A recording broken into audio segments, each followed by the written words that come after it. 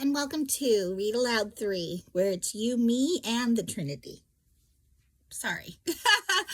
and welcome to reading through the Bible together.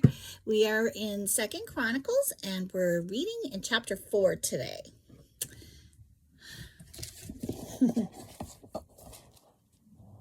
Furnishings for the temple. Solomon also made a bronze altar, 30 feet long, 30 feet wide, and 15 feet high. Then he cast a great round basin, 15 feet across from rim to rim, called the sea. It was 7.5 feet deep and about 45 feet in circumference. It was encircled just below its rim by 2 rows of figures that resembled oxen. There were about 6 oxen per foot, all the way around, and they were cast as part of the basin. The sea was placed on a base of 12 bronze oxen, all facing outward. 3 faced north, 3 faced west, 3 faced south, and 3 faced east. And the sea rested on them. The walls of the sea were about 3 inches thick, and its rim flared out like a cup and resembled a water lily blossom.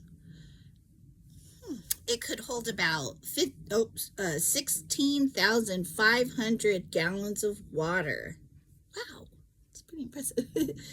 And he also made 10 smaller basins for washing the utensils for the burnt offerings. He set 5 on the south side and 5 on the north, but the priests washed themselves in the sea. He then cast 10 gold lampstands according to the specifications that had been given, and he put them in the temple. 5 were placed against the south wall, and 5 were placed against the north wall. He also built 10 tables and placed them in the temple, 5 along the south wall and 5 along the north wall. Then he molded 100 gold basins. He then built a courtyard for the priests and also the larger outer courtyard. He made the doors for the courtyard entrances and overlaid them with bronze. The great bronze basin called the sea was placed near the southeast corner of the temple. Hiram-Abi also made the necessary wash basins, shovels, and bowls.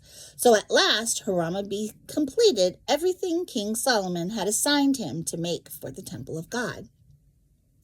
The 2 pillars, the 2 bowl-shaped capitals on top of the pillars, the 2 networks of interwoven chains that decorated the capitals, the 400 pomegranates that hung from the chains on the capitals. Kind of a recap.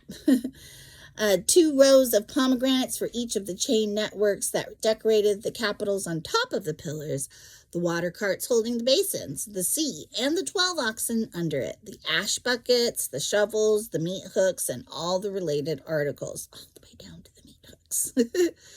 Hiram-Abi made all these things of burnished bronze for the temple of the Lord, just as King Solomon had directed. The king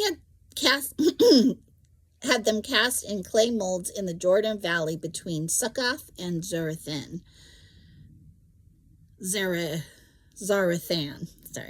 Solomon used such great quantities of bronze that its weight could not be determined. Solomon also made all the furnishings for the temple of God: the gold altar, the tables for the bread of the presence, the lampstands and their lamps of gold, solid gold, to burn in front of the most holy place as prescribed. The flower decorations, lamps, and tongs, all of the purest gold. The lamp snuffers, bowls, dishes, and incense burners, all of solid gold. The doors for the entrance to the most holy place and the main room of the temple overlaid with gold. And that is the end of chapter 4. So here again, we are seeing such a display of all of the, wonderful materials that God has given for us to work with, right? All these,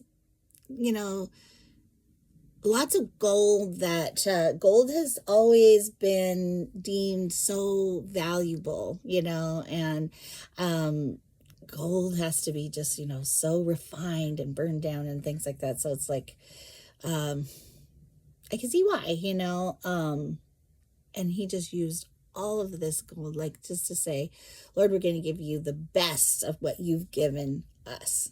So with that said, I will end on that note again today. Let's give him the best of what he's given us. And let's just determine how to do that today. All right? All right. I'll see you tomorrow.